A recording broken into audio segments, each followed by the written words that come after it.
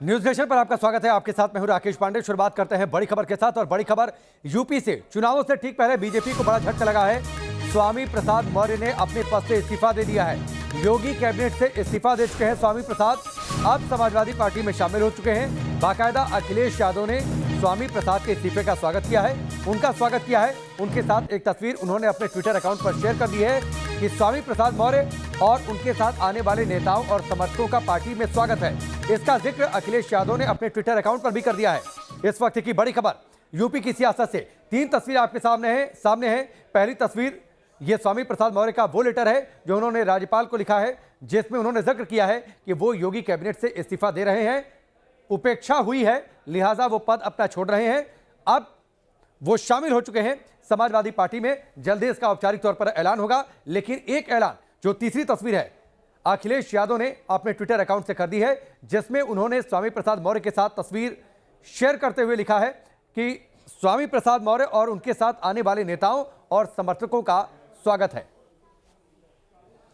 अनिल यादव हमारे साथ लखनऊ से जुड़ चुके हैं, सीधे उनका रुख करते हैं। अनिल, लगातार पिछले कुछ दिनों से अटकलें थी स्वामी प्रसाद मौर्य को लेकर कि वो संभवतः बीजेपी छोड़ेंगे, सपा में जाने की अटकलें थी, ये अब सच साबित हुआ। बिल्कुल, ये अटकलें बहुत दिनों से लगाई जा रही थी। हालांकि बस समय का इंतजार था कि किस समय वो छोड़ेंगे। देखिए, वो पहले बीएसपी छोड़कर बीजेपी में गए थे और बीजेपी छोड़कर समाजवादी पार्टी में गए। बीजेपी से उनकी विचारधारा ना पहले मेल खाती थी और आज भी उन्होंने कहा है कि बीजेपी की विचारधारा से उनकी विचारधारा कभी मेल खाई नहीं। वो मन मारकर किसी तरह से पार्टी में रहे। हालांकि ये बड़ा सवाल है कि 5 साल आपने जब सत्ता की जो मलाई खाई है और जब सरकार अब चुनाव में जा रही है तो उससे पहले आपने एक बार फिर पाला बदल दिया है। तो निश्चित ही वो भले यहाँ पर रहे, लेकिन नया आरोप उन्होंने ये लगाया है कि दलित और पिछड़ा विरोधी, गरीब, नौजवान, किसान विरोधी भाजपा सरकार रही है और इसलिए वो अब पार्टी और सरकार को छोड़ रहे हैं। तो इससे पहले उन्हें ध्यान नहीं आया कि बीजेपी दलित और पिछड़ा विरोधी है। अब चुनाव से ठीक पहले क्यों ध्यान आया, ये तमाम सवाल हैं। नहीं, और चुनाव से भी ठीक पहले नहीं। इधर दिल्ली में एक बड़ी बैठक चल रही है जिसमें पहले दूसरे चरण के उम्मीदवारों के नाम पर मंथन हो रहा है। उस दौरान वहां पर लखनऊ में उन्होंने इस्तीफा दिया है, तो ये भी एक टाइमिंग है। इसके साथ ही एक और सवाल मैं इसमें जोड़ देता हूं अनिल। अखिलेश यादव की स्ट्रेटजी लगातार पिछले कुछ समय में रही है कि छोटे दलों से गठबंधन किया जाए, जो पिछड़ा वोट बैंक है, जो दलित वोट बैंक है, उस पर कैसे काबिज हुआ जाए, उसको कैसे अपने पक्ष में किया जाए, इसको लेकर लगातार नेताओं से बातचीत भी वो कर रहे हैं। तो क्या स्वामी प्रसाद मौर्य सपा में आ रहे हैं, आ चुके हैं, इसको भी उनकी इसी रणनीति के तौर पर देखा जाए? बिल्कुल, देखिए, समाजवादी पार्टी के पास पहले ही मुस्लिम और यादव वोट बैंक, एक बड़ा वोट बैंक उनके पास है जो लगभग 28 से 30% होता है। लेकिन उनको पता है कि बीजेपी को हराने के लिए 30% वोट बैंक से काम नहीं चलेगा। इसलिए वो पिछले कई सालों से, अगर हम बात करें तो पिछले 2-3 सालों से लगातार जो दूसरे ओबीसी वोट बैंक है उसे जोड़ने में लगे हुए। इसलिए उन्होंने कृष्णा पटेल, जो कि अपना दल के नेता हैं, उनसे गठबंधन किया। वहाँ उनके पास पटेल वोट बैंक है।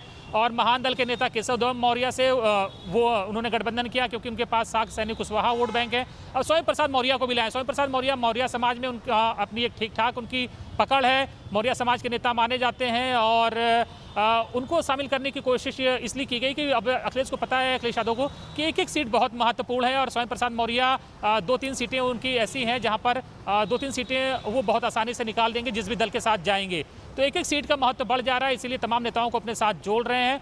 और कई विधायक, कल एक बीजेपी के सिटिंग विधायक भी कल शामिल हुए थे और आज भी एक सिटिंग विधायक स्वामी प्रसाद मौर्य के प्रतिनिधि बनकर राज्यपाल से मिले हैं, तो उनके भी जाने की संभावना है। तो अभी ये तमाम दल बदल का सिलसिला जो है चुनाव के समय तो वैसे भी चलता ही रहता है और अभी दल बदल का सिलसिला चलेगा।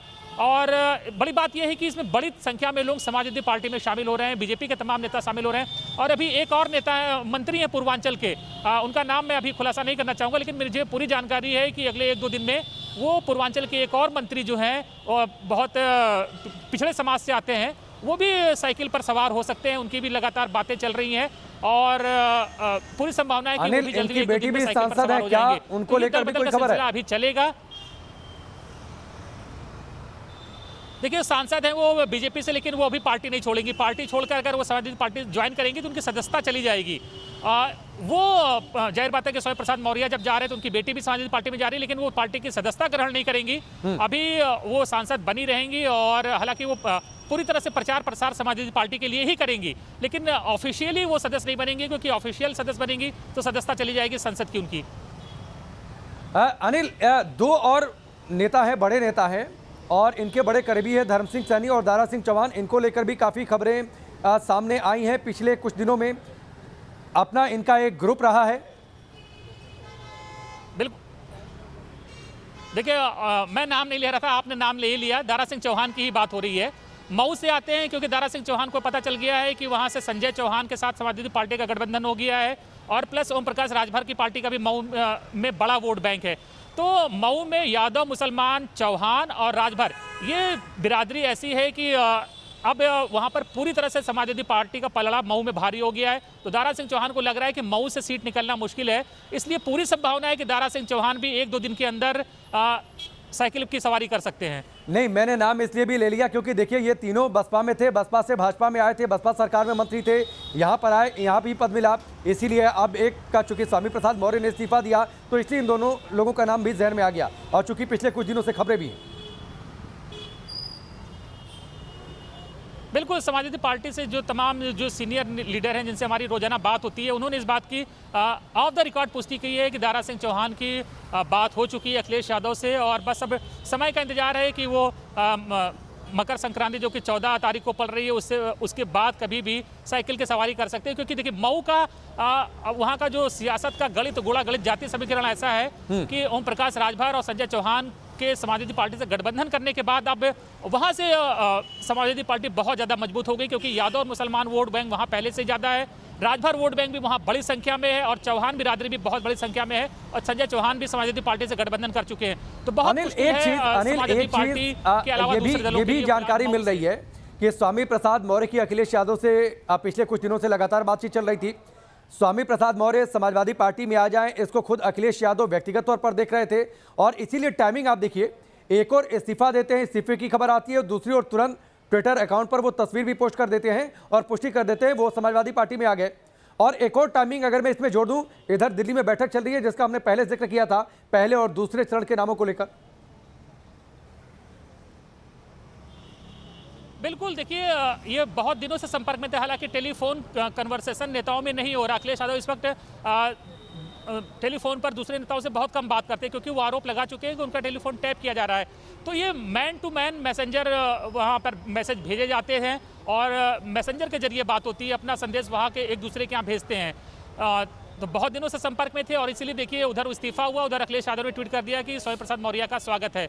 तो बहुत जल्दी अभी हम, जैसा हमने दारा सिंह चौहान का भी नाम लिया, दारा सिंह चौहान भी अखिलेश यादव के संपर्क में है और अब देखना है कि वो कब मकर संक्रांति के बाद या उसके 1-2 दिन बाद कब साइकिल की सवारी करते हैं या बीजेपी उन्हें रोकने में कामयाब होती है। लेकिन इसमें कोई दो राय नहीं कि दारा सिंह चौहान भी समाजवादी पार्टी के संपर्क में है, जो कि वन और पर्यावरण मंत्री हैं इस वक्त यूपी सरकार में। अब एक बार फिर से उस समीकरण की चर्चा जिसका जिक्र हम अनिल पहले कर रहे थे कि अखिलेश यादव की स्ट्रेटजी इस चुनाव में, जब से चुनाव का बिगुल बजा, जब से चुनाव की सुगबुगाहट तेज हो गई, वो लगातार उनकी कोशिश रही है मुस्लिम वोट बैंक किस तरीके से, जो ये मानते हैं कि उनका वोट बैंक है उन्हीं को वोट करेगा, यादव वोट बैंक उनको वोट करेगा, ये वो मानकर चलते हैं। पिछड़े वोट बैंक को लेकर भी वो अपने साथ लेकर आना चाहते हैं। इसीलिए हम स्वामी प्रसाद मौर्य की बातचीत कर लें या फिर धर्म सैनी की जो हम चर्चा कर रहे थे या फिर दारा सिंह चौहान जो नाम अब निकल कर सामने आ रहा है, ये सब इसी स्ट्रेटजी का हिस्सा है। बिल्कुल, देखिए अखिलेश यादव को पता है कि सिर्फ यादव और मुस्लिम वोट बैंक से सरकार नहीं बनेगी। 30% वोट बैंक है, इसमें कम से कम 10-12% और जोड़ना पड़ेगा। इसीलिए वो अब अदर बैकवर्ड की बात कर रहे हैं। पटेल के उनके प्रदेश अध्यक्ष हैं नरेश उत्तम पटेल, उन्होंने पटेल याद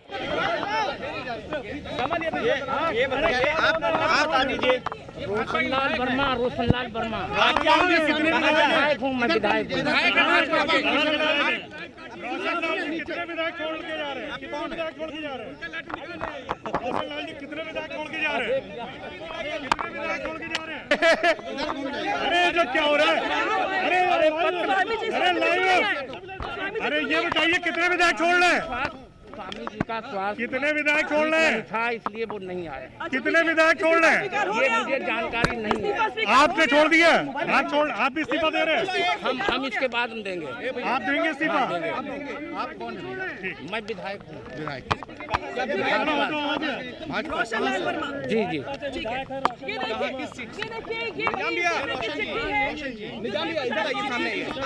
किस पार्टी से हैं? भाजपा से। भाजपा से किस सीट से? जी, सिलहेर विधानसभा तिलहर शाहजहांपुर से। तो आप इस्तीफा देंगे भाजपा से? जी आप इस्तीफा देंगे? अब देखिए इस पे हम विचार करेंगे। फिर तो आप चिट्ठी लेके आए हैं? चिट्ठी लेके आए हम उनके प्रतिनिधि हैं। मैं तिलहर शाहजहांपुर से। जी अभी जाने कभी कोई उचित नहीं, अभी मैं चिट्ठी देने आया हूँ। चिट्ठी अब लौट के लिए चिट्ठी लाओ।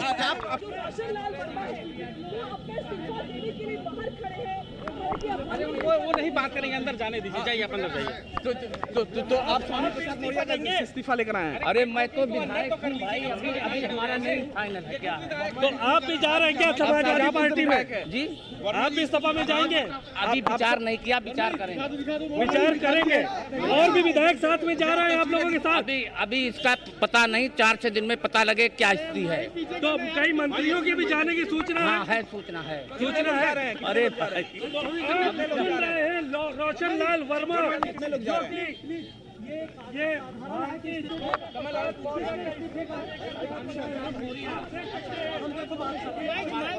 ये लोग हैं, इनसे बात करो। हमारी बात पूरा परिचय दे दीजिए। मैं रोशन लाल वर्मा, विधायक तिलहर शाहजहांपुर, बीजेपी से विधायक? बीजेपी से हैं। अच्छा, क्या चिट्ठी क्या लेकर के आए हैं? अभी अंदर जाने को है, बोल दिया कि आप क्या बोला उन्होंने? क्यों नहीं जाने दे रहे आपको? अभी जाने देंगे, अभी बोले पूछ लें। आपका अपॉइंटमेंट नहीं था पहले यहाँ पर? जी आपका अपॉइंटमेंट नहीं था बात पहले से? नहीं, अपार्टमेंट नहीं था मेरा। अच्छा, स्वामी जी ने कोई बात नहीं की थी अंदर कि इस्तीफा देने जा रहे हैं? ऐसा है, उनका इस्तीफा पहले आ गया है, उन्हें हार्ड कॉपी भेजिए, उससे जो है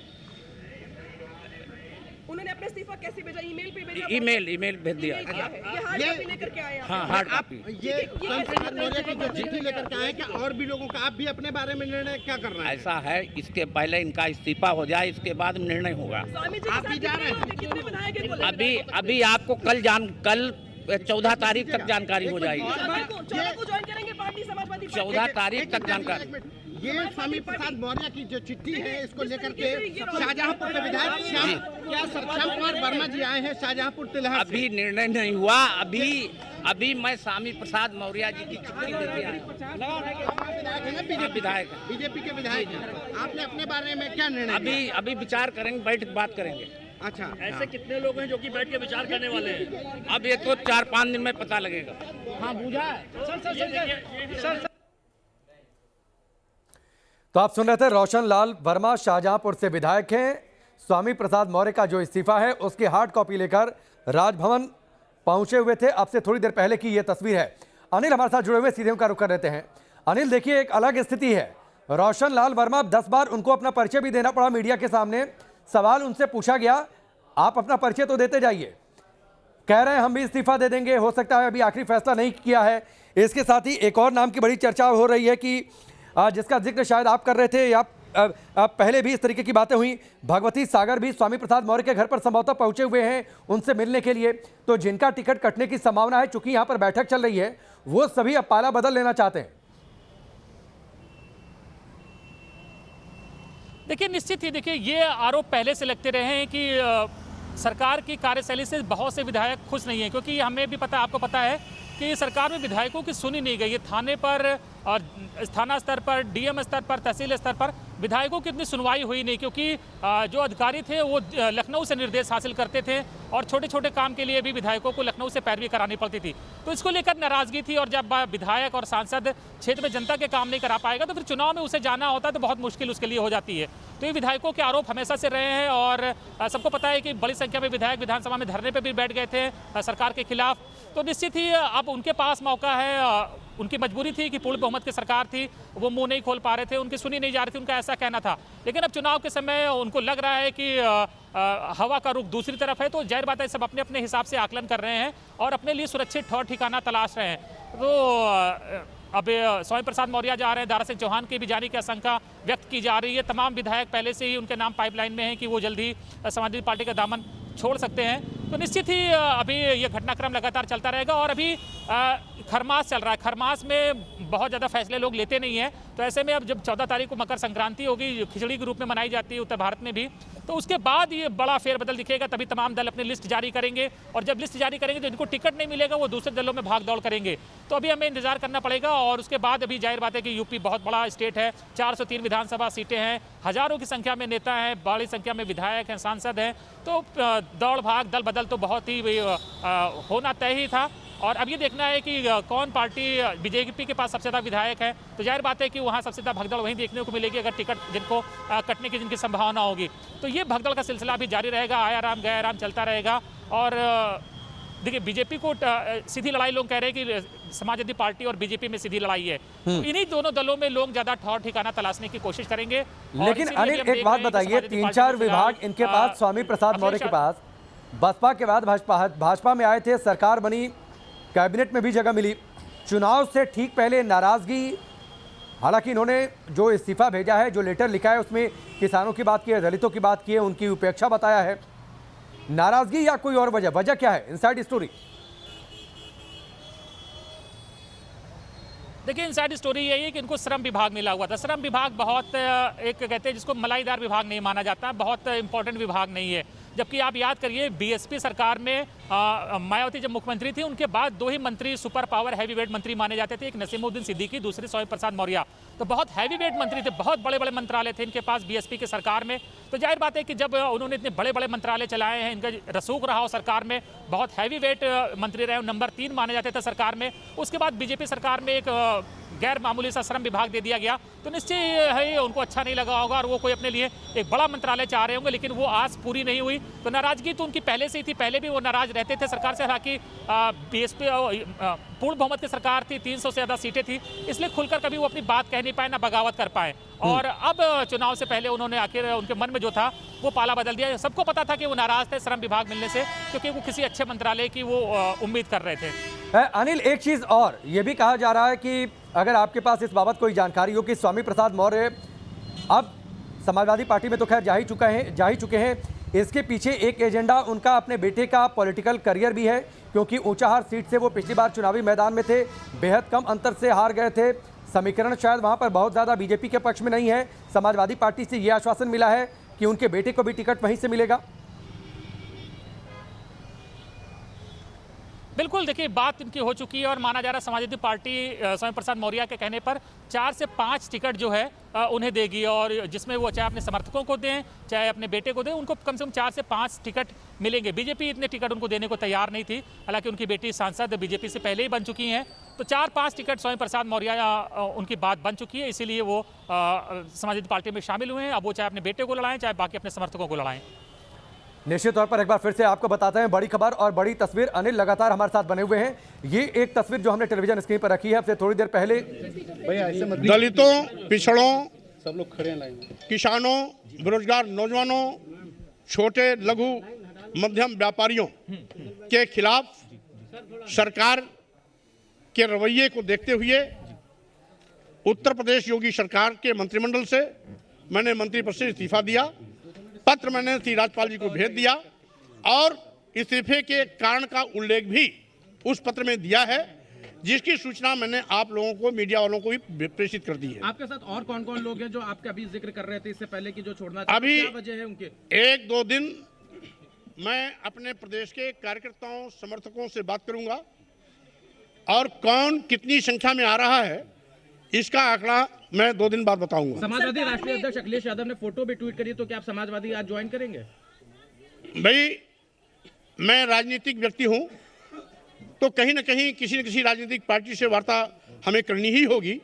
हम किससे बात करेंगे ये हम अपने कार्यकर्ताओं समर्थकों से बात करने के बाद तय करेंगे। समाजवादी से बात चल रही है कि आपको नाराजगी है कुछ मुद्दों को उठाने को लेकर, ऐसा पहली बार कब लगा आपको कि सरकार आपकी बात नहीं सुन रही है? ऐसा है, हमें पहली बार ऐसा कब लगा? जब लगा तो मैंने इस्तीफा दिया। नहीं, मांग क्या थी आपकी, क्या चाहते थे आप पिछड़ों के लिए जो नहीं हो पाए इस सरकार के कार्य? मैंने दलित विरोधी, पिछड़ा विरोधी, किसान विरोधी, बेरोजगार नौजवान विरोधी एवं छोटे लघु मध्यम व्यापारी विरोधी सरकार के रवैये से शुभ होकर इस्तीफा दिया। क्या आपने कभी पार्टी के नेताओं से बात करने की कोशिश की दिल्ली में अमित शाह से या प्रधानमंत्री से? उचित, मेरी मांग नहीं मानी जा रही है। उचित प्लेटफॉर्म पर मैं सदैव बात किया। एक एक करके कर लेते हैं, चलो। अमित शाह से बात, उचित प्लेटफॉर्म पर मैं हमेशा सरकार के संज्ञान में लाते रहे, राष्ट्रीय नेताओं के संज्ञान में लाते रहे, लेकिन बात तो सुनी गई, लेकिन परिणाम कुछ नहीं आया। आपसे क्या कहा गया कि आपकी मांग नहीं मानी जाएगी? सीधा सवाल आपसे। तो ये आप सुन रहे थे, स्वामी प्रसाद मौर्य को इस्तीफा उन्होंने दे दिया है। अनिल, अखिलेश यादव ने तो तस्वीर भी पोस्ट कर दी। अभी इकरार करने से स्वामी प्रसाद मौर्य थोड़ा समय ले रहे हैं, कह रहे हैं अभी तो 1-2 दिन लूंगा, कार्यकर्ताओं से बातचीत करूंगा। बिल्कुल, देखिए इकरार सार्वजनिक भले ना कर रहे हो, लेकिन इजहार वो व्यक्तिगत रूप से कर चुके हैं।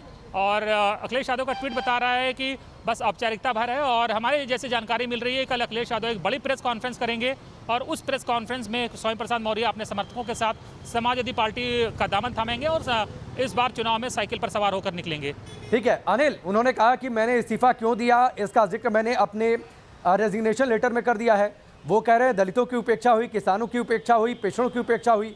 लेकिन सवाल तो ये उठेगा कि 5 साल तक क्या आपको इसका बोध नहीं हुआ, या फिर जब चुनाव की तारीखों का ऐलान हो गया, नामों की चर्चा होने लगी, तब जाकर इस बात का बोध हुआ स्वामी प्रसाद मौर्य को कि दलितों की उपेक्षा हो रही थी, पिछड़ों की उपेक्षा हो रही थी? हाँ, ये बड़ा सवाल है कि आप कह रहे हैं कि हमने बैठकों में बात कही, लेकिन अगर आप इतने नाराज थे, अगर इतनी उपेक्षा हुई, तो आपने बिल्कुल उस तरह से विरोध क्यों नहीं किया जैसे हमने देखा था कि ओम प्रकाश राजभर सार्वजनिक रूप से विरोध करते थे। सरकार में मंत्री थे, लेकिन तब भी वो कहते थे कि उनकी बात नहीं सुनी जा रही, उनकी डिमांड नहीं मानी जा रही है। और उन्होंने मंत्री पद एक तरह से ठुकरा भी दिया था। हालांकि बाद में बीजेपी ने कहा था कि मंत्रिमंडल से निकाल दिया है, लेकिन जिस हिसाब से हमले करते थे स्वयं ओम प्रकाश राजभर, उनका जाना तय था। उस तरह से स्वामी प्रसाद मौर्य ने अपनी बात कभी नहीं कही। आप मंत्री रहे 5 साल तक, आपने लाल बत्ती का मौज ली, मजे लिए हैं और सत्ता की मलाई खाई आपने, और चुनाव के समय आप अब दलित पिछड़ा विरोधी आरोप लगा रहे, तो निश्चित ही इस पे भी सवाल उठेंगे। अगर आपके मन में ये सब बातें थी तो आपने मीडिया में सार्वजनिक रूप से कभी किसी मंच से उन्होंने ये बातें नहीं उठाई। जाहिर बात है कि अब अपना नफा नुकसान, सियासी समीकरण और सियासी मौसम देखते हुए उन्होंने ये फैसला लिया है। और अब ये देखना होगा कि उनका ये फैसला कितना उनके लिए लाभकारी साबित होता है। तो ये तमाम नेता इस तरह से फैसले लेते हैं, इसलिए आया राम गया राम की परिपाटी पड़ी है, एक मुहावरा भी कहा जाता है। तो अभी बहुत से नेता आया राम गया राम होंगे और देखना यही होगा कि क्या उनको जितनी सीटें प्रॉमिस की गई हैं उतनी मिलती हैं, कि फिर बाद में कहा जाता है कि 5 आपको कही गई थी, अब आप 2 ही ले लीजिए, क्योंकि उनके पास विकल्प नहीं रहेंगे। अब दोबारा तो बीजेपी में वो इतनी जल्दी लौट नहीं सकते हैं। तो अभी देखना होगा कि 4-5 सीटों के जो आश्वासन मिला उन्हें मिलती हैं या 1-2 सीटों से ही संतोष करना पड़ता है। ठीक है अनिल, जल्दी से एक छोटे से सवाल का जवाब, बीजेपी की ओर से क्या कोई प्रतिक्रिया आई है इस पर? देखिए बीजेपी, जाहिर बात है कि बीजेपी के लिए काफी शॉकिंग है ये पूरा घटनाक्रम। नहीं, एहसास तो उन्हें भी होगा ना, जब इतने दिनों से बातचीत चल रही थी, सबको पता है, तो ऐसा तो नहीं कि बीजेपी के नेताओं को एहसास नहीं होगा इस बात का? बिल्कुल, देखिए निश्चित ही, हालांकि बीजेपी की तरफ से प्रतिक्रिया अभी थोड़ी देर में आई जाएगी। उनके नेता भी अपनी बाइट जारी करेंगे और कहेंगे कि कोई फर्क नहीं पड़ता है। लेकिन निश्चित देखिए, चुनाव में एक एक वोट इंपॉर्टेंट होता है और सबको पता है कि तमाम जो वोटर्स हैं वो अपने अपने समाज के नेताओं को फॉलो ठीक है अनिल, आपको रोकते हैं। बहुत बहुत शुक्रिया हमसे जुड़ने के लिए, बातचीत करने के लिए। बड़ी खबर यूपी की सियासत से, जहां पर स्वामी प्रसाद मौर्य ने इस्तीफा दे दिया है, समाजवादी पार्टी का दामन थाम रहे हैं। अखिलेश यादव ने बाकायदा एक तस्वीर पोस्ट कर उनका पार्टी में स्वागत भी कर दिया। आने वाले दिनों में अभी आपको ऐसी खबरें देखने को मिल सकती हैं यूपी की सियासत से। वक्त यहाँ पर ब्रेक का, बहुत जल्द वापस लौटते हैं।